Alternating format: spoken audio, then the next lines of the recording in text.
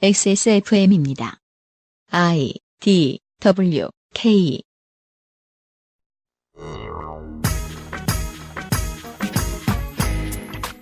작년 연말의 약속을 지킬 때가 된 것 같네요. 이번 주에 그것은 알기 싫다는 우리가 보고 듣는 방송 콘텐츠를 만드는데 처음부터 끝까지 관여하는 방송 작가들의 이야기를 들어보겠습니다. 그 사실은 콘텐츠 제작 노동자들이 많이 듣는 방송이죠. 최대한 많은 이야기들을 접해볼 겁니다. 들어보시고 토론회나 세미나에서 써먹어 봅시다. 당신들이 행복해야 사람들의 삶을 진정으로 위하는 콘텐츠가 나올 수 있을 테니까요.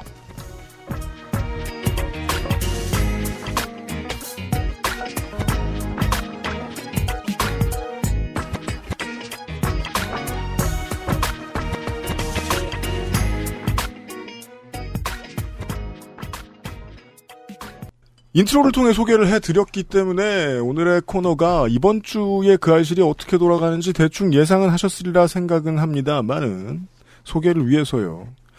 오늘의 메인 코너를 시작하기에 앞서서 글을 2개 정도 읽어드릴까 해요. 첫 번째 읽어드릴 글은 작년 겨울에 민주당 서울시당 민생실천위원회의 모 토론회에 참가한 어떤 방송작가의 인사말 같은 글입니다. 제가 일하는 방송국에서만 볼 수 있는 또 다른 풍경은 밥을 굽는 스태프들이 많다는 점입니다. 아침 방송을 마치면 늘 퇴근하던 제가 하루는 점심시간에 사무실에 들른 적이 있습니다. 모두가 밥을 먹으러 자리를 비운 상황에서 저희 팀 조연출과 막내 작가, 행정 담당 직원이 사무실에 덩그러니 남아있더군요. 왜 밥을 먹으러 가지 않느냐고 물으니까 돈이 없어서 굶기로 했다는 답이 돌아왔습니다. 제작비가 깎여서 앞으로는 조연출과 막내 작가에게 식권을 주지 않기로 결정했다는 거였습니다. 한 달에 120만 원 정도 되는 돈을 받으면서 한 끼에 5천 원이나 하는 점심값이 너무 부담스러워 아예 밥을 먹지 않기로 결심했다고 하더군요. 하루는 굶고 하루는 컵라면으로 때우면 다이어트도 되고 점심시간도 넉넉하게 활용할 수 있어서 좋다는 그 친구들의 이야기를 들으면서 무척이나 먹먹하고 막막했던 기억이 납니다. 내가 밥을 사주면 이 문제가 해결이 될까? 비정규직인 우리의 임금과 식비는 왜 제작비에 포함될까요? 그게 벌써 9년 전 이야기입니다. 하지만 지금도 제 주변에는 제작 시간에 쫓겨서 점심값이 부담스러워서 밥을 굶으면서 일을 하는 20대 막내 작가와 조연출이 많습니다. 저는 더불어민주당 민생실천위원회가 이런 을들의 목소리에 귀 기울여줄 거라 기대합니다. 특정 출연자의 고액 출연료를 떠벌리며 정쟁거리로 삼는 가짜 정치인들과 달리 일터에서 자신이 일한 만큼의 권리를 보장받지 못하고 있는 낮은 사람들의 삶에 좀 더 가까이 다가서는 진짜 정치를 해주시기를 당부드립니다. 노동존중특별시를 표방하는 서울시의 프리랜서 정규직화 사업에 큰 힘을 보태주시길 소망합니다. 얼마 전 한 작가 후배와 이런 대화를 한 적이 있습니다. 정규직이 되면 가장 먼저 하고 싶은 일이 뭐야? 한참을 곰곰이 생각해본 끝에 후배는 이런 말을 했습니다. 아이를 갖고 싶어요. 저는 방송이 더 나은 세상을 만들 거라는 기대를 안고 작가 일을 시작했습니다. 그런데 정작 그 방송이 을을 착취하는 온갖 관행 위에서 만들어진 건 어찌해야 할까요? 사회정의를 부르짖는 방송이 불공정한 노동을 토대로 만들어지는 제작 관행에 의해 지속되는 한 대한민국 방송의 미래는 없습니다. 저는 그 부조리함을 바꾸는 건 정치의 영역이라고 믿습니다. 두렵지만 당사자인 우리들이 이런 실상을 더 큰 목소리로 세상에 알려내야 한다고 생각합니다. 더 나은 세상을 만드는 멋진 정치, 민생실천위원회가 선봉에 서주시길 당부드립니다. 좀 찝었는데요? 짜집었는데요? 근데 괜찮은 글이에요? 그냥 화를 내는 것도 아니고. 네. 대화 타협을 할 여유도 보여주고 있습니다. 네. 이런 노동 조건에 처해서 일을 하는 사람이라고 보기에는요. 이 글을 쓴 사람은, 한 몇 달 전에 작가를 처음 해봐서, 여기 왜 이래고 깜짝 놀란 사람이 아니에요. 작가 17년 차고, MBC, KBS, SBS를 다 거쳤고, 네. 최근 2년 반은, 한국어 팟캐스트 청취자 여러분 아닙니까, 여러분들은? 여러분들에게 가장 유명한 프로는 뭐죠? 김어준의 뉴스공장 작가로 일한 베테랑입니다. 오. 그렇대요. 진짜요? 이 셋 중에 있어. 오. 나중에 말씀드릴 텐데, 이 셋 중에 2명이나 있다? 오. 아닌 분을 맞추면 선물 주나요? 민주노총 전국 언론노조 방송작가지부 AKA 방송작가유니온의 이윤정 부지부장을 오늘의 게스트들 중에 먼저 소개를 해드리죠. 반갑습니다. 안녕하세요. 아까 저희 녹음 전에 이야기 나눴잖아요. 그때 목소리하고 다르게 베테랑 목소리 내시네요. 안녕하세요. 반갑습니다. 네, 반갑습니다. 불러주셔서 감사합니다. 이윤정 작가입니다. 그리고 두 분이 더 계신데요. 그 옆에는 방송작가 유니온의 임경빈 전략기획국장이 와주셨습니다. 반갑습니다. 안녕하세요. 임경빈입니다. 네. 현재 이분은 JTBC 뉴스룸의 팩트체크 코너를 맡고 계세요? 팩트체크는 전직이고요. 아, 그래요? 지금은 네, 어떤 거요? 지금은 제가 이제 주말 뉴스룸에서 네. 메인 작가 담당하고 있습니다. 주말 뉴스룸의 메인 작가. 네네. 네. 우리는 뭐 오늘 시간이 많기 때문에 천천히 얘기를 해보겠지만 보통 고정관념상 9시 뉴스라고 부르는 네. 그 프로그램에 작가가 들어가는 줄 몰랐습니다. 저는 얼마 전까지 몰랐습니다. 저도 몰랐습니다. 제가 하기 전까지. 아니 근데 프롬포터 쓰는 사람은 상식적으로 있어야겠죠. 이런 류의 상상력을 좀 넓히면서 들어봐 주셔야 되겠습니다. 방송 작가가 무슨 일을 하는지 모르셨던 분들은. 네. 솔직히 말하면 저도 몰랐다고요. 네. 그럼 그게 이제 앵커의 프리스타일인지 아셨어요? 방송에서 누누이 말씀드렸잖아요. 전 작가가 뭔 일을 하는지 몰라서 작가를 고용하지 못하겠다고요. 오늘 꽤 많이 물어볼 거예요. 왜냐면 이분은 프리스타일로 하시거든요. 제가 대본을 들고 있어서 뭘 보고 있는 줄 아셨죠? 그리고 마지막으로 소개해드릴 분은 방송작가 유니온의 박지혜 사무처장이신데요. 반갑습니다. 네, 반갑습니다. 이분은 제가 좀 의심스럽습니다. 임경빈 작가님 13년 차라고 하셨고, 네. 이윤정 작가님 17년 차라고 하셨어요. 네. 근데 이분은 앞에 두 분하고 다르게 2년 차래요. 작가 2년 차신데 작가 유니온의 상근 활동가가 됐어요. 노조의 상근 활동가가 됐어요. 그럼 누가 낚은 거죠? 그 자본가의 전 이걸 얘기하고 싶어요. 자본가의 입장에서는 위장 취업입니다. 이건. 네. 21세기의 김문수가 아니냐. 의심할 수 있습니다. 네. 그리하여 이분이 쓰신 글을 하나 또 읽어드리지요. 사상 검증이요. 안녕하세요, 작가님들. 박지혜 작가님, 이거는 왜 쓰신 글입니까? 먼저 알려줄 수 있어요? 네, 저희, 방송작가 노조가 출범하는 날, 네. 이제 청년위원장? 청년 대표로 썼던 그런 글입니다. 보시죠. 안녕하세요, 작가님들. 막내, 야, 자료조사, 지혜야, 주어없음 등등으로 불려서 작가라고 소개하기가 참 어색한 1년 3개월 차 막내 작가 박지혜라고 합니다. 저는 올해 3월 국회에서 열린 방송작가 노동인권 개선을 위한 토론회를 기사로 접하면서 처음으로 유니온에 대해 알게 되었습니다. 그 후로도 쭉 관심을 가지고 기사를 찾아보면서 유니온 선배들의 문제의식에 공감했고 사회적으로 우리의 노동 문제를 공론화하는 용기가 멋있어서 힘이 되고 싶은 마음에 모임에 나오기 시작했습니다.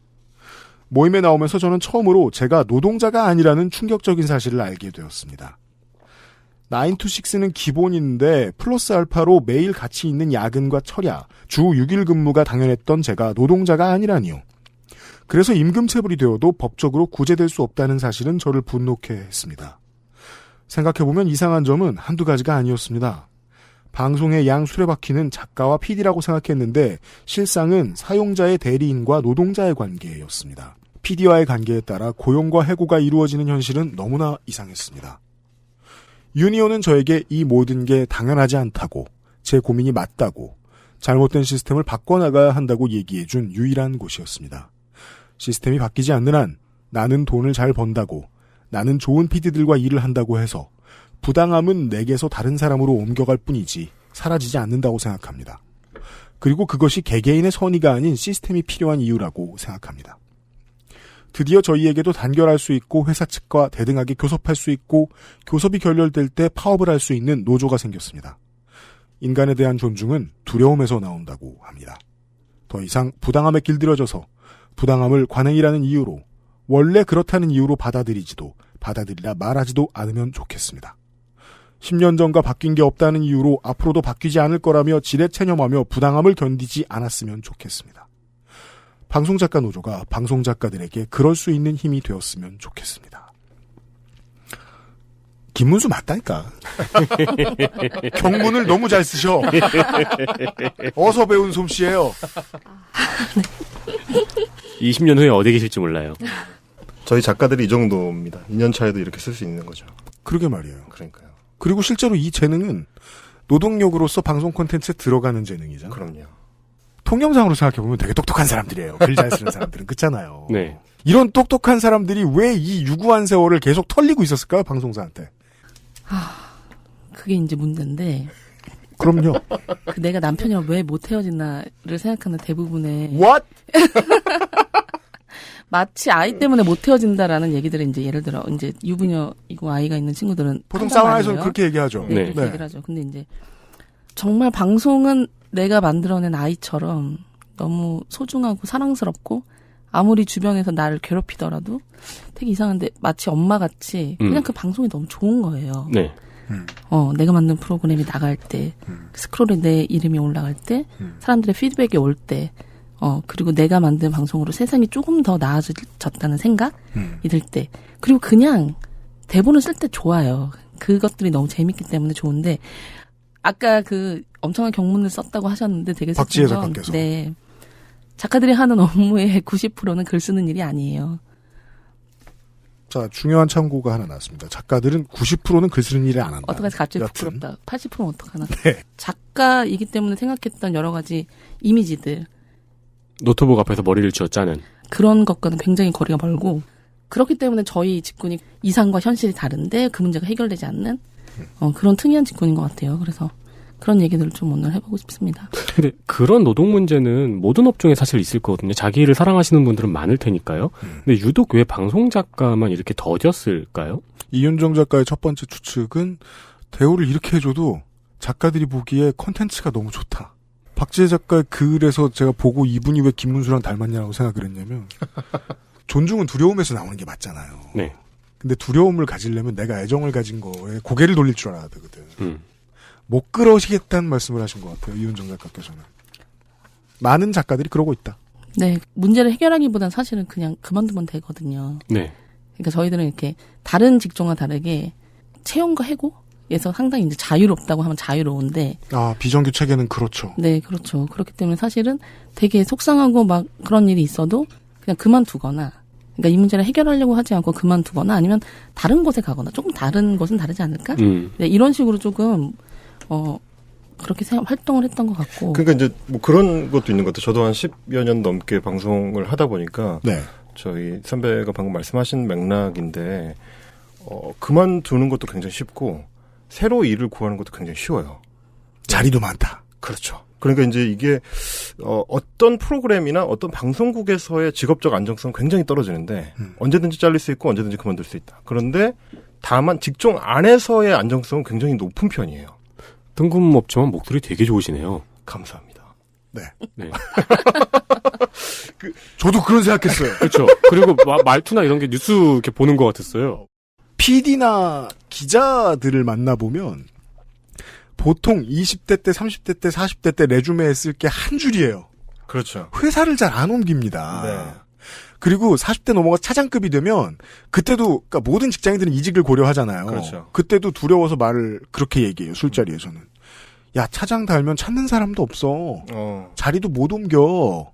근데 그걸 불행하다고 말하는데 하지만 노동시장에선 그걸 노동 안정성이라고 말하잖아요. 그렇죠. PD와 기자들은 그래요. PD와 기자들은 점프하지 않는다고.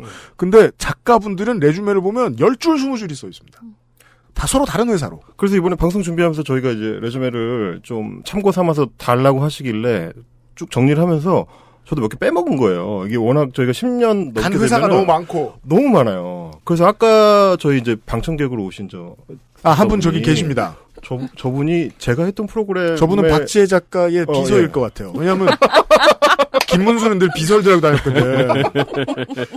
저분이 자기소개를 안 하시더라고요. 처음에는 이제 저희가 이제 네. 뭐 이제 같이 일도 하고 했었으니까 네. 인사를 하시는데 좀 못 알아봤거든요. 근데 이제 제 뒤에 프로그램 맡아서 하셨대요. 근데 그 프로그램이 뭔지를 제가 모르겠는 거예요. 아, 근데 그런 경우가 종종 있어요. 그래서 그 프로그램 하고 있어요라고 말씀을 하셔도 그 프로그램 이름을 제가 기억을 못 하는 거죠. 대충 어디쯤 뭐 국회 방송인가? 이런 정도의 감각만 있고 내가 맡았었던 프로그램인데도 그 프로그램의 이름이 기억이 안 날 정도로 저희가 많이 옮겨요. 그러니까 프로젝트 단위로 일을 하는 프리랜서들에게 그렇죠. 일어나는 이력서인데 근데 그분들은 보통 몸값이 높거든요. 중요한 전제들이 많이 너무 나오고. 아프다 그거는 진짜. 중요한 전제들이 많이 나오고 있습니다. 대기업들이 보통 이상적으로 생각하는 사람의 상이죠. 네. 다양한 일을 많이 해봤어요. 그죠. 같은 업계에서. 네. 되게 많이 거쳐봤어요. 경험도 되게 풍부해. 그리고 방송은 열심히 일 안 하면 무조건 욕 나오는 곳이라 네. 열심히 일해야 돼, 들어가면 또. 네. 근데 그걸 기억을 못할 정도로 여러 가지 일을 해본 사람이에요. 사실은 몸값이 되게 높아야 돼. 근데 몸값도 낮아. 그렇죠. 근데 노조도 없었어.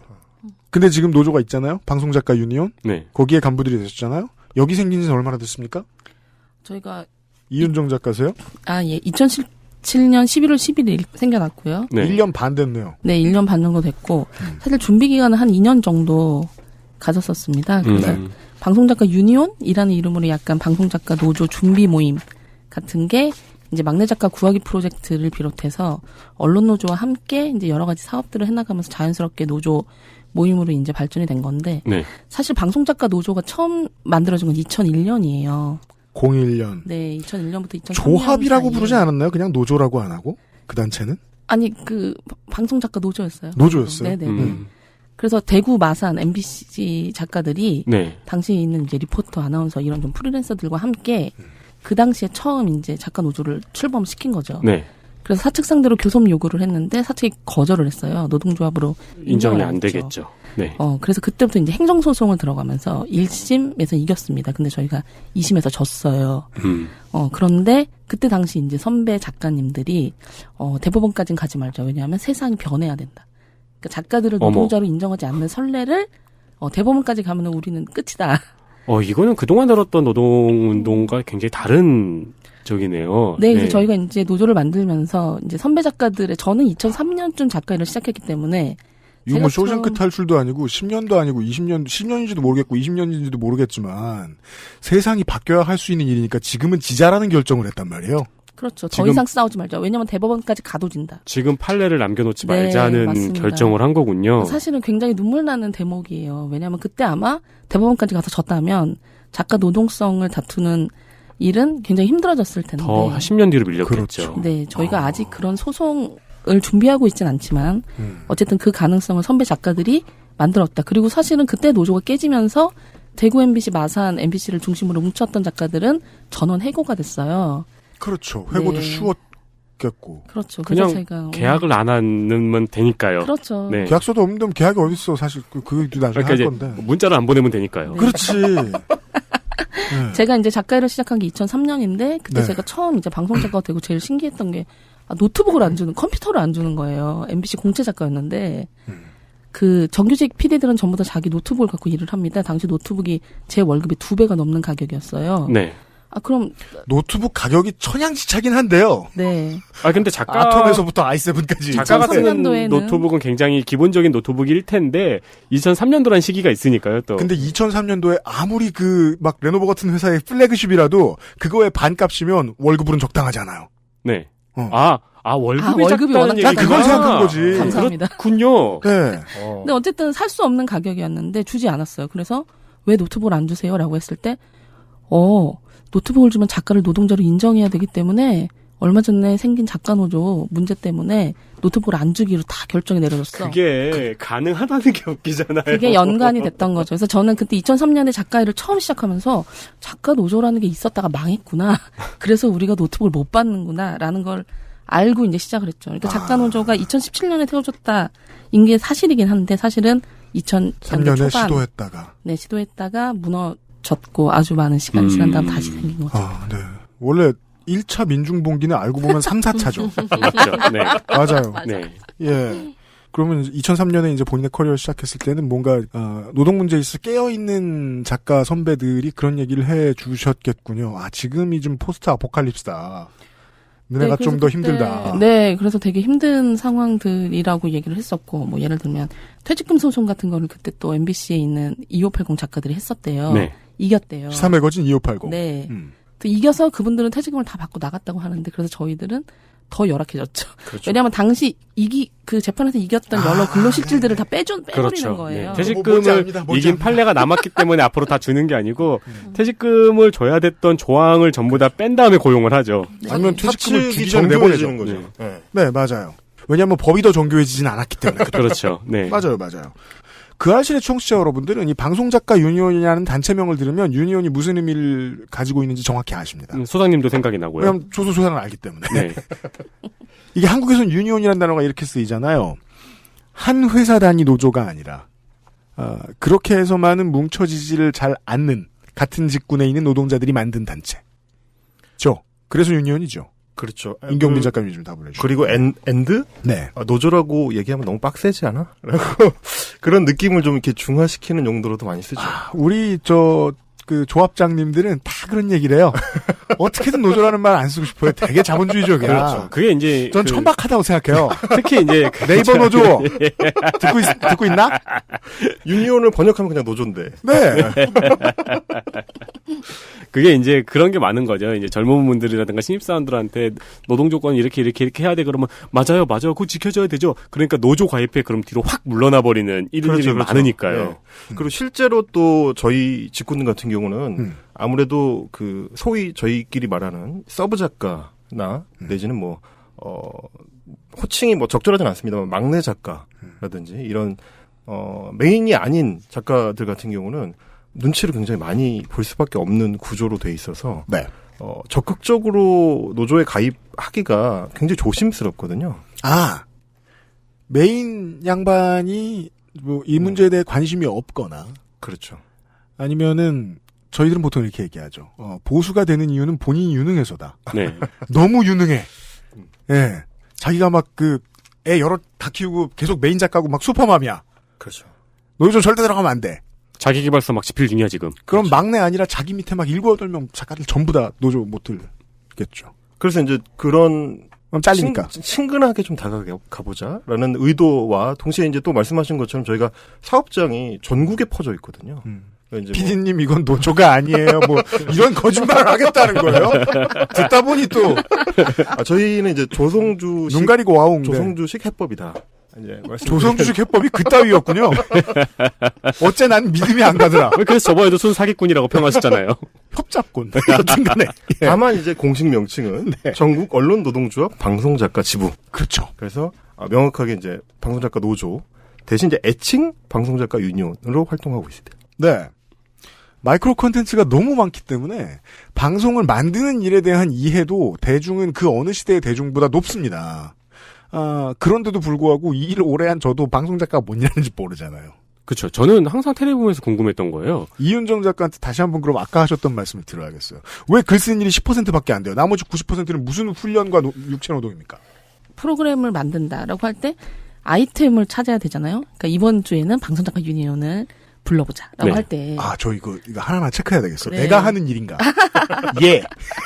그러니까 전반적으로 기사를 보거나 아니면 제보를 이제 서칭을 하거나 네. 어쨌든 아이템을 고르죠. 네. 그렇죠. 그리고 그 아이템을 잘 풀어줄 만한 사람들을 찾아야 되잖아요. 예. 그럼 그 사람들의 목록을 마구마구 검색을 해서 찾고 그 그럼요. 사람이 과연 텍스트만큼 훌륭하게 말을 하는지 통화해서 네. 그렇죠. 한 30분 정도 이 사람이랑 얘기를 해봐야 방송 적합형 인물인지 아닌지 알 수 있잖아요. 네. 전 만나 술도 2번 먹는데. 아무튼. 굉장히 훌륭한 사람인지. 그래서 막 병 걸리고 그러세요. 산업재해네. 술 먹을 네. 네, 그런 일들도 하고 사실은 작가 일이라고 상상하기 되게 힘든 일들이죠. 저는 작가가 될 때 그런 일을 제가 할 줄은 몰랐거든요. 본인의 사례로 몇 가지를 더 들어주세요. 네. 사람들은 절대 모를 것 같은 작가가 안 하면 안 되는 일. 그래서 이제 그분을 섭외를 해. 그러면은 그분이랑 같이 어떤 얘기를 할지, 가서 촬영을 뭘 할지. 예를 들어 TV의 경우는 내가 오늘 가서 이제 뭔가를 찍고 사례자를 데리고 뭔가를 한다 그러면 촬영 구성안이라는 걸 써야 됩니다. 구성안. 네, 그걸 써야 이제 PD나 아니면 카메라 분들이 가서 뭘 찍을지 체크를 하면서 그대로 찍으실 테니까요. 네. 그럼 머릿속에 이미 프로그램을 상상하고 그 집의 외경, 그 집의 사진, 그분과 앉아서 투샷 이런 식의 것들을 다 촬영 구성안이라는 걸 쓰고요. 그건 이제 최초에 누가 작성했는지 모를 문서가 대대로 내려오겠네요. 누가 작성했는지는 알죠. 이제 알긴 아는데 그거는 아마 작가가 쓴다라는 건 알지만 그 노동 가치를 그만큼 인정을 해주고 있느냐는 또 별개의 문제인 거죠. 네. 당연히 써야 되는 거니까 우리가. 네. 네. 딴지는 잠시 후에 들고 좀 더 들어볼게요. 신기한 게 되게 많이 나왔어요. 저한테는 지금. 그래서 이제 가서 이제 촬영을 해와요. 그러면은 PD들이 가지고 오면 그 영상을 다 봐야죠. 우리가 생각한 대로 진짜요? 찍혔는지를. 그걸 작가들이 봐요? 네, 작가들이 봅니다. 그리고 심지어 막내들은 거기 나오는 써야 되는 워딩들이 있을 거 아니에요. 한 시간 인터뷰를 했다. 그럼 이 중에 주옥 같은 말 20초만 쓰잖아요, 저희는. 그리고 나머지는 나레이션에 반영을 하는데 그 20초를 찾기 위해서 2시간을 쓰는 거죠. 프리뷰라고 하는 속기를 합니다. 속기. 네, 저는 처음 들어가서 너무 깜짝 놀랐는데 제가 속기 산 줄 알았어요. 한 7시간씩 속기를 해요. 왜냐면 촬영을 해가지고 오니까 그 내용들을 풀어야 되니까. 그렇죠. 네. 그렇게 해서 그걸 하면 그리고 나서 우리가 이제 방송을 만들 때 아직까지 글 안 썼어요. 어떤 식으로 구성을 해야 되는지 머릿속으로 이제 생각을 하고 이제 짜야 되잖아요. 그걸 편집 구성안이라고 합니다. 그 편집 구성안을 써요. 네. 그러니까 뭐 3번 파일에 있는 뭐 TC 2570에 있는 이멘트 다음에 나는 나레이션은 이런 식으로 쓸 거야. 이런 식의 TC라는 건 이제 시간을 알려주는 거예요. 맞습니다. 네. 그런 식의 것들을 쭉 쓰죠. 머릿속에 대본을 상상하며. 그럼 그대로 이제 PD가 편집을 하죠. 네. 혹은 그것을 기반으로 해서 PD들이 물론 본인이 더 좋았던 혹은 영상 언어는 다르잖아요. 그런 것들을 다 하면 그 가편본을 가지고 같이 파인 편집이라는 걸 합니다. 그러니까 뭐냐 하면 내가 이제 써야 되는 나레이션은 한 10초 정도인데 PD가 한 5초만 붙였어. 그러면 여기 이 나레이션이 안 들어가. 좀 더 길게 해줘. 이런 식으로 편집을 글과 영상이 어우러지게 같이 체크하는 과정을 거치죠. 필요한 과정이죠. 그렇죠. 그걸 하고 나서야 비로소 그때부터 나레이션을 써요. 네. 그러고 나서 쓰기 시작했습니다. 네. 나레이션을 쓰죠. 그리고 나서 그걸 더빙을 하고 나면 저희는 이제 자막을 뽑죠 또. 네. 그 사람이 하는 말, 뭐 재미 말 자막, 그 사람의 뭐 동작을 직함이라든가, 묘사하는 네. 자막, 뭐 네. 이런 거. 상황 자막, 말 자막, 재미 자막, 막 이런 것들을 쓰죠. 자막 유형이 있어서 번호를 붙이거나 그런 네, 식으로 그렇죠. 하죠. 네. 아, 그래요? 그러니까 이제 뭐 무한도전 같은 경우는 해골이 있잖아요. 네. 해골이 몇 분 몇 초에 어느 위치에 들어가는가. 몇 개 세 개 나와야 돼, 들어가는가. 세 개. 네. 제가 이제 다큐멘터리로 이제 입봉을 했을 때 네. 한 달 동안 다큐멘터리 처음 일을 일을 시작하셨을 했죠. 때. 예, 네. 예. 다큐는 사실은 경력이 되게 있어야 그나마 할 수 있는 일인데, 그래서 다큐 입봉을 했을 때 제가 다큐멘터리로 대본을 쓰는데 할애했던 시간은 8시간이었어요. 8시간. 그럼 나머지는 뭘 했느냐? 책을 읽고. 네. 역사 다큐였는데 당연히 책과 공부를 문헌을 하고. 굉장히 많이 읽어야 되잖아요. 네. 그래서 누구를 섭외하겠다를 짜고 그 사람들을 섭외하고 그분들도 설득을 하고 왜냐면 그게 이제 3.1절 다큐였는데 네. 조선인 출신의 간수를 섭외했어야 됐어요. 서대문 형무소. 그런 분들이 살아계시다는 것도 이제 제가 취재를 하는 과정에서 알게 된 거고 생존에 계신 분들 어찌 보면은 생계형 친일파라는 그렇죠. 얘기를 그렇죠. 그럼 그분들을 할머니 할아버님을 설득하기 위해 그분들을 만나고 밝히기 싫어하실 테니까. 네, 같이 서대문 형무소를 거니르면서 예전 얘기를 여쭤보고 식사를 대접하고 이렇게 마음을 막 여는 과정을 통해 그래 이렇게까지 고생하니까 내가 인터뷰 해줄게. 또 다 저의 업무였죠. 지금도 똑같은가요? 그런 식으로 일을 하는 작가들도 있고 전화로 섭외가 이제 간단하게 되는 경우도 있고 사실은 그것의 프로그램의 난이도 종류에 따라서 굉장히 다르지만 사실은 작가라고 했을 때 글을 쓰는 일만 하는 건 아니다. 프로그램의 A부터 Z까지 상당 부분에 이제 관여를 하죠. 그 얘기를 하고 싶었어요. 말씀하세요. 저희 같은 멍청이가 듣기에는 다른 사람은 그럼 뭘 하지 싶은 느낌이에요. 저도 그 생각했고요. 예. 일단 저도 그 생각했어요. 예. 그러니까 이렇게만 들으면은요. 우리가 다 아는 것 같지. 성우랑 유재석 빼고 방송국에는 아무도 필요 없어요. 그렇죠. 작가만 있으면 돼. 네. 근데 지금 왜냐면 봅시다. 섭외, 취재, 속기, 내용 구성에 촬영 구성, 편집 구성. 이게요. 건축업으로 말을 할 것 같으면 디자이너가 SCB를 하고 감리까지 하는 거예요. 그렇죠. 네. 뭐 이래요. 깜짝 놀래. 저 건축공학과거든요. 그러니까 밤새는 게 너무 싫어서 작가했는데 작가하면서 더 샜어요. 아니 석가래만 깔라는 것도 이상한데 그 사람한테 터를 알아봐라. 3기 신도시가 어디에 들어올지 조사해라부터 단열재가 왜 이러냐까지 다 해야 되잖아. 그리고는 맨 마지막에 광고에 어느 여자연예인 넣을지까지 다 정해야 돼. 그리고 롤이 이렇게 많다는 거는 그 롤에 대한 책임도 다 돌아온다는 거잖아요. 그렇죠. 근데 이제 보통 아까처럼 PD가 어떤 일을 하느냐라고 하면 PD도 상당히 많은 일을 해요. 현장에 나가서 현장 상황이 저희들이 취재했던 것과 다를 수도 있고 네. 또 현장에서 봤더니 더 좋은 그림이 있으면 이제 그거를 찍고 편집을 하고 밤을 새고 굉장히 많은 일들을 하는데 주로 PD들은 결정을 많이 하죠. 왜냐면 이제 정규직 방송사에 소속된 정규직들이 많기 때문에 쭉 이런 것들을 하자고 하면 논의를 한 다음에 최종 결정. 그럼 아이템은 이걸로. 보통은 결정을 많이들 하고 저는 이제 다큐의 예를 들었는데 사실 보도 쪽 이경빈 작가가 뭔가 말씀하시려고 하셨어요. 엄청 끼어들고 싶었는데 네네. 이 경우는 굉장히 이제 루틴한 업무를 하시는 경우를 설명해 주신 거예요. 아, 일단 이게요? 이해를 돕기 위한 그 설명이라고 보면 되는 거고 이게 굉장히 기본적인 업무고요. 그 외에도 이제 방송사의 상황이나 프로그램의 상황이나 혹은 뭐 PD의 성향이나 뭐 심지어 메인 작가의 성향에 따라서 작가의 업무가 더 이렇게 넓어지거나 더 자잘해지거나 이제 굉장히 좀 옵션들이 많이 붙거든요. 여기서 성향이라 함은 네. PD가 게으르다. 촬영 감독이 게으르다. 패널이 게으르다. 거꾸로 네. 지나치게 꼼꼼하다. 혹은 뭐 열정적이다. 꼼꼼하면요, 제가 보기에 PD나 뭐 촬영 감독이나 소편 담당하신 형 감독님들이 되게 꼼꼼해. 그럼 지가 하지 않을까요? 그렇죠. 그러니까 제가 현장 상황이라고 말씀드린 건 뭐냐면 이걸 왜 작가가 다 해? 각각의 업무 스타일에 따라서 어떤 PD는 편집 구성안이 없이도 이제 본인이 알아서 이제 편집을 하거나 그걸 싫어하는 PD들도 물론 있습니다. 자기 영역이라고 생각해서 그렇게 거꾸로 되는 경우가 있는가 하면 제가 해봤던 일들 중에는 이제 시사보도 프로그램이다 보니까 저희가 이제 CG 사용을 좀 많이 해야 돼요. 그래프를 집어넣거나 네. 뭐 아니면 어떤 자료 사진을 JTBC의 정치부 회의에서 일을 하셨죠. 그렇죠. 거기가 CG 꽤 많이 들어가요. 그렇죠. 네. 정치부 회의팀은 제가 지금 예로 드는 거랑은 조금 다른데 네. 거기는 시스템이 좀 더 세분화돼 있어서 네. 조금 업무 롤이 좀 다릅니다. 그럼 거기 말고 좀 더 주먹구구였던 곳은? 네, 그렇죠. 이제 뭐 다른 종편사. 네. 여타 종편사. 네. 이 방송을 들으시는 정치적으로 원숙하시는 표현이. 우리 동료 방송 작가들이라면 어딘지 떠올리실 수 있을 그 방송사들에서는 네. 소위 이제 CG 구성안이라고 합니다. 이제 저희 같으면. 그래서 네모난 그 CG A4 용지에 어떻게 CG를 만들어 달라는 거를 제가 이제 적어준 경우가 있죠. 그래프를 2015년부터 18년까지의 뭐 GDP 성장률을 그려주는 거죠. 그 그래프는 이미 찾으셨죠? 이미 찾았죠. 네.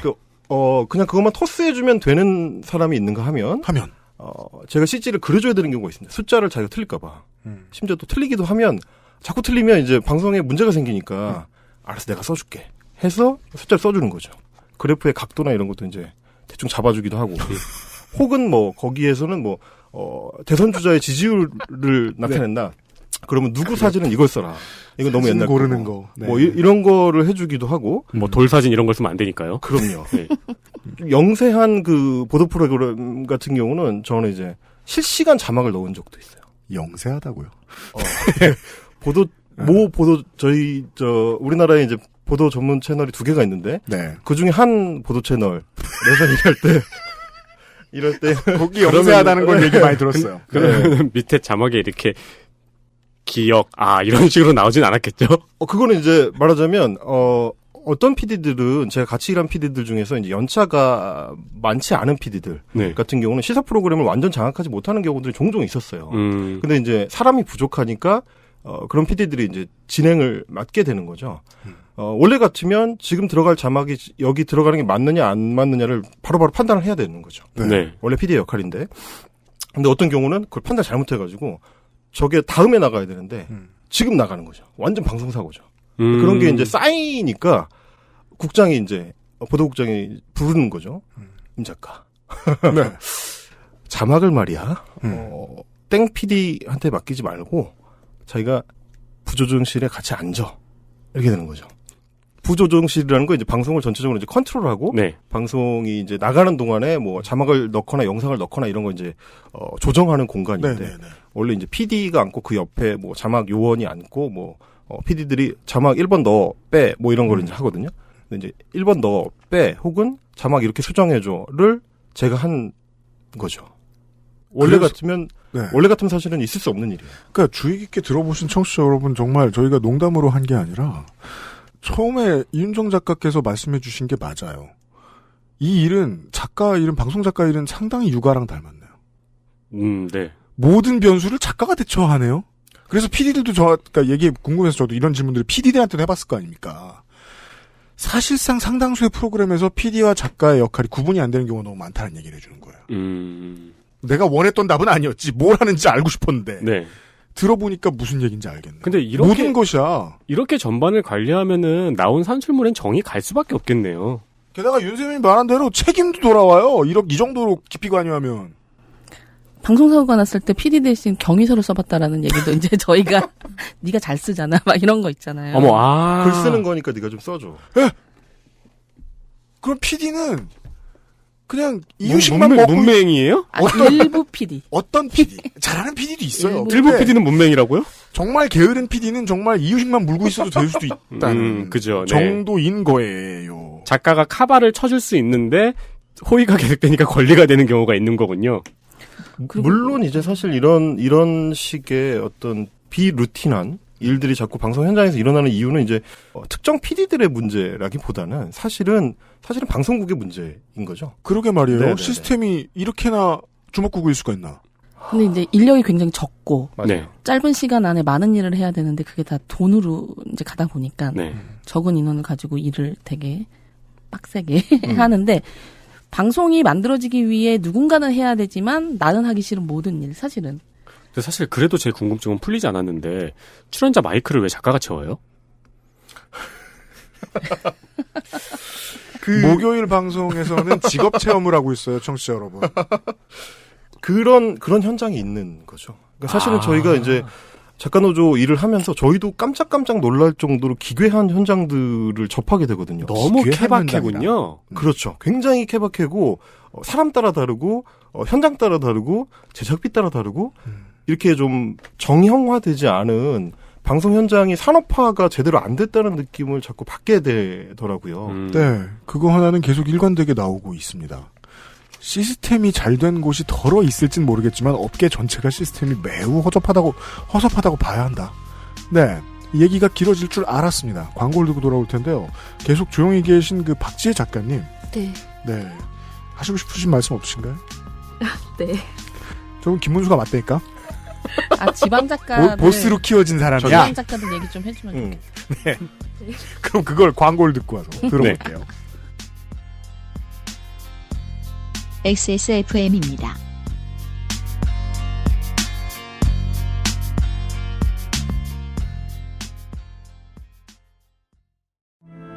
모발에 힘이 없고 너무 얇아요. 빅그린이죠. 스트레스성 탈모라는데 어쩌죠? 빅그린이에요. 윤기나고 풍성한 머릿결 저도 만들고 싶어요. 네, 빅그린이라니까요. 아무거나 쓸 순 없잖아요. 13년간 이어온 빅그린의 노하우 투쓰리에서 헤어로스까지. 빅 그린 건강한 변화의 시작 빅그린 헤어로스 샴푸. 먹어봐 다시 찾는 맥주 효모 로아스웰. 세계에서 가장 많이 팔리는 노트북 브랜드 레노버. 뛰어난 가성비로 당신의 라이프 스타일을 변화시킬 아이디어 패드. 지금 바로 액세스몰 전용 특가로 구매하세요. Lenovo for those who do.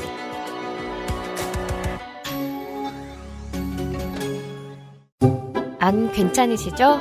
관절 건강에 도움을 드릴 수 있어요. 관절 건강엔 무르핀이니까요.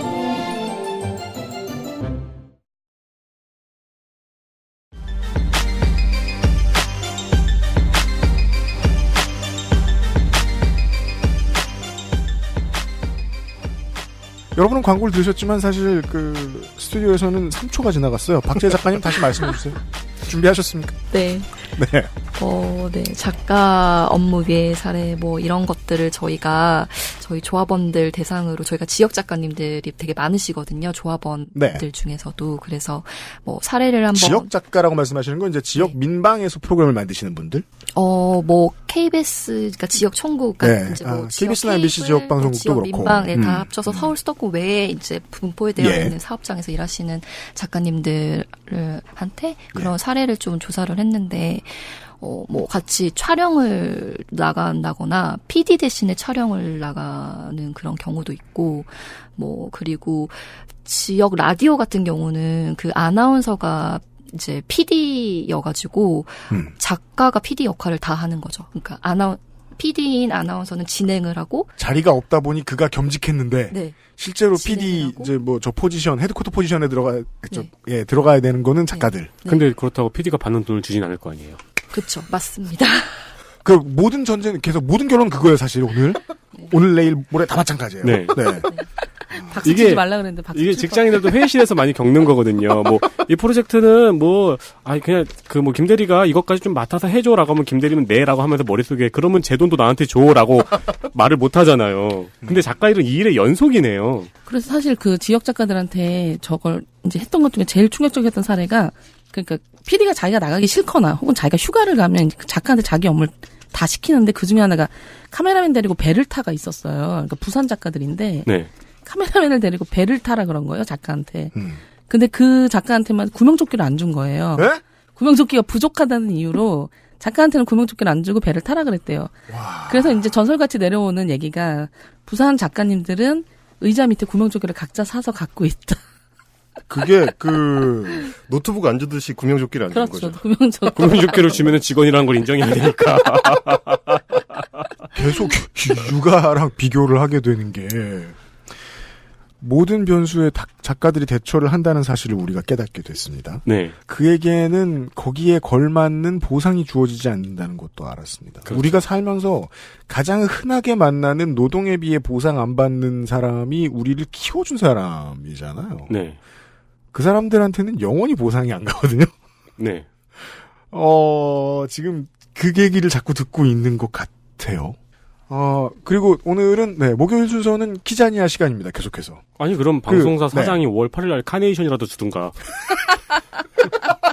물론 그거 받는다고 기분이 좋아지진 않겠지만. 그것대로 기분이 이상할 것 같은데. 네.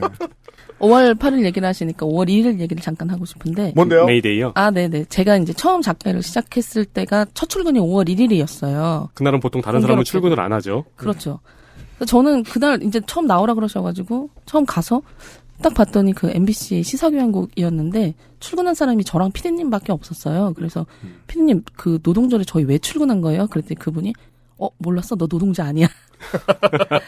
너 지금 비단길 상상했지? 작가 아픈 가시밭길이야 라는 게 제가 이제 출근해서 첫날 들은 얘기였는데 그 말투가 되게 친절하고 설득력 있는 말투였습니까? 아니면 한 대 치고 싶은 말투였습니까? 굉장히 좋은 분이었어요. 사실은 네. 안쓰럽게 약간 삼촌 같은 느낌으로 약간 이렇게 경고이자 예언. 근데 사실 뭐 틀린 말이 아니었으니까요. 네. 그랬죠. 그게 이제 첫 출근이 5월 1일이었기 때문에 사실 5월 1일만 되면 그분 생각이 나면서 굉장히 좋은 피디님이었고 많은 걸 가르쳐 주셨는데 어쨌든 그때 도망갔어야 됐다. 그 생각을 늘 했었죠. 네. 오늘 직업 소개를 계속 듣고 있잖아요. 우리가. 네. 네. 저희는 사실, 직업 소개를 할 때마다 그 일 하지 말라고 계속 말을 하는 결과가 나오네요. 근데 또 우리 방송에 나온 사람들은 한참 하기 싫어가지고 이 조합도 만들고 했을 거 아니에요. 네. 하고 싶게 만들어야 되니까. 네. 조합 만들고 못 간둬요. 맞아요. 임종윤 제장 봐요. 네. 네. 임종윤 제장은 지금 타성이 너무 커져서. 큰일 났어요. 늘 생각하면 미안해요. 아무튼 직업 소개를 듣고 있잖아요. 우리는 지금 시사 프로, 교양 프로 이런 것들의 소개를 들었어요.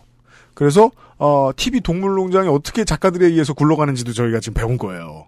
가서 개들을 만나봐요. 그러네요. 이 개를 섭외해도 될 만한지 계속 봅니다. 네. 그리고 어디를 찍어야, 개가 자꾸 물에 뛰어드는 그림을 잘 내보낼 수 있을지를 막 상상해요. 네. 그리고 주인이 어떤 말을 하면 좋을지, 그것도 찝어내요. 네. 그리고 성우가 읽을 거를 나레이션을 써줘요.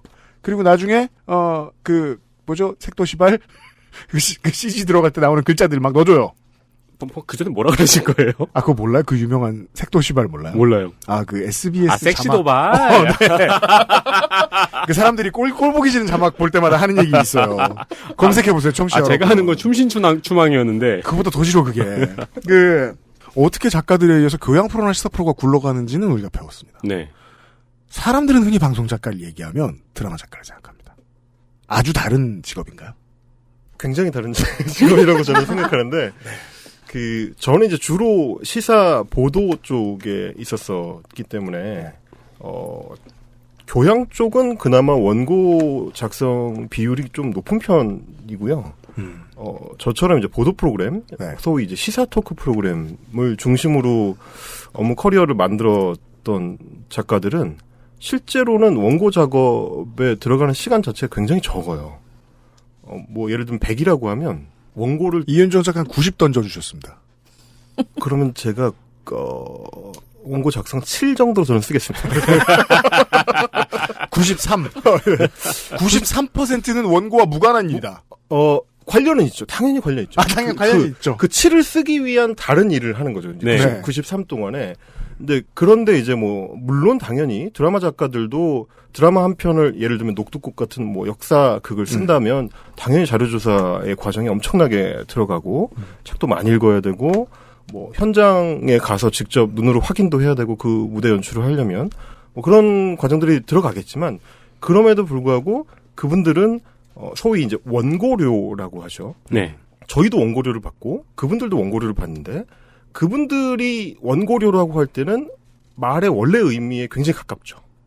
네. 1회차, 2회차, 3회차의 원고를 방송국으로 딱 넘기면 그거에 대해서 이제 지급을 받는 거니까 페이를. 게다가 드라마는 그 방송이 히트를 하면 페이가 가장 수직 상승하는 게 보통 작가잖아요. 그렇죠. 시사나 교양은 전혀 아니죠. 그렇습니다. 드라마 작가하고는 아주 다르다. 네, 그 드라마 작가 같은 경우는 그 작품이 뭐 해외에 뭐 팔린다거나 네. 판권이 팔리거나 아니면 재방송이 이루어지거나 그러면 재방료를 따로 받고 해외 전송료를 뭐 따로 받고 네. 추가 수입들이 이제 계속 발생할 수가 있어요. 작품 하나를 잘 쓰면. 네, 뭐 DVD도 팔리고 그렇죠. 다시 보기도 들어오고 그걸 다시 소설로 뭐 제 작품 하나 해서 팔기도 하고 네. 뭐 여러 가지 루트가 있는데 시사 교양 작가들은 일단 저희는 재방송이 없습니다. 아, 그렇군요. 네. 네, 아, 그렇군요. 생각해보니까. 그리고, 뭐, 다른 어떤 부가 수입이 없이 순수하게 이제 방송을 통해서만 수입을 받는데, 원고는 제가 7밖에 안 된다 그랬잖아요. 네. 근데 이제 명칭은 원고료다 보니까, 제가 쓴 그 원고가 방송되는 것만 계산해서 돈을 받는 거죠. 그래서 뭐 5월 5일 어린이날이라서 특집 편성이 됐기 때문에, 방송을 안 해. 우리 방송을 안 해. 그러면 저는, 일당이 없습니다. 근데 원고는 썼어. 원고를 썼다가 날아가는 경우도 종종 있죠. 네. 돈도 못 받고 당연히. 근데 그런 악질적인 경우가 많지는 않고요. 그날은 그냥 쉬죠, 말하자면. 물론 뭐 완전 쉴 수는 없지만 원고는 안 쓰더라도 뭐 그 다음 방송을 준비한다거나. 아이템을 준비해야 되니까. 그런 경우들 네. 발생하기도 하고 일단 저희가 제일 힘든 달은 2월입니다. 왜죠? 설이거든요. 아. 그리고 28일이에요. 그래서 방송이 적어요. 그래서 거의 3분의 1 토막이 날 때도 있습니다. 아. 그렇다고 부모님한테 28일치 용돈을 줄 수는 없어요. 그럴 수는 애들한테. 네. 저 자신한테 너무 힘든 일이고요, 그거는. 그렇습니다. 네. 근데 그런 경우만 비교해도 드라마 작가들하고 저희하고는 굉장히 좀 경우가 다르다. 네.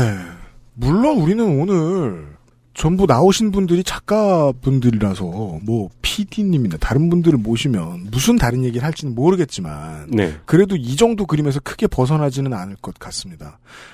방송국의 대부분의 컨텐츠는 작가들이 상당 부분 만들고 네. 그들을 보기를 육아해준 사람처럼 보는 것 같다.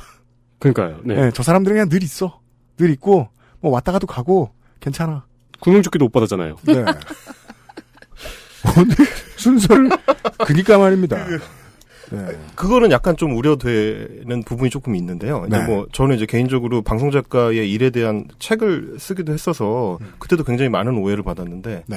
뭐 니네가 방송 다 만드냐? 이제 이런 부분에 대해서는 약간 좀 걱정은 됩니다. 당연히 많은 구성원들이 우리 프로그램을 같이 만들기 위해서 같이 고생하죠. PD도 AD도 그리고 뭐 큰 회사일수록 내 옆 사람 파트가 뭘 하는지 잘 모르잖아요, 또.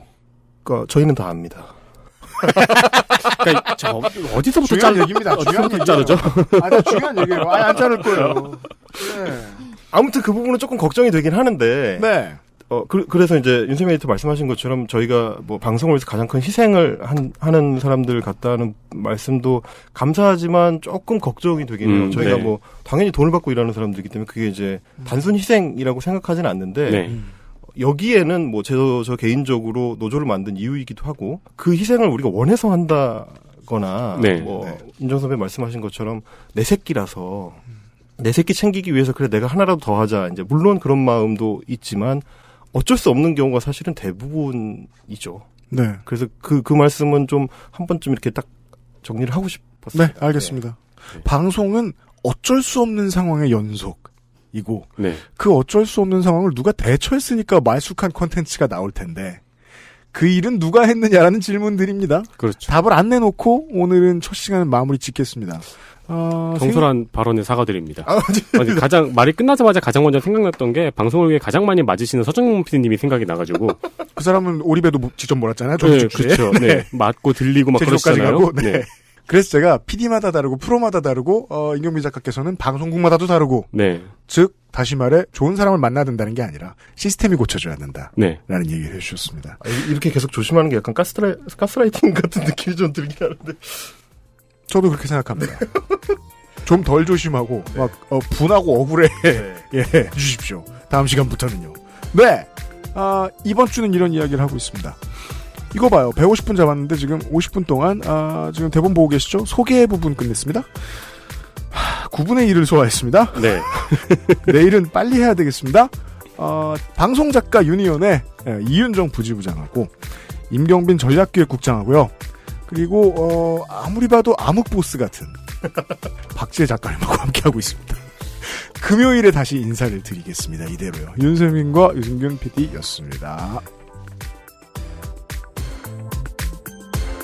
XSFM입니다.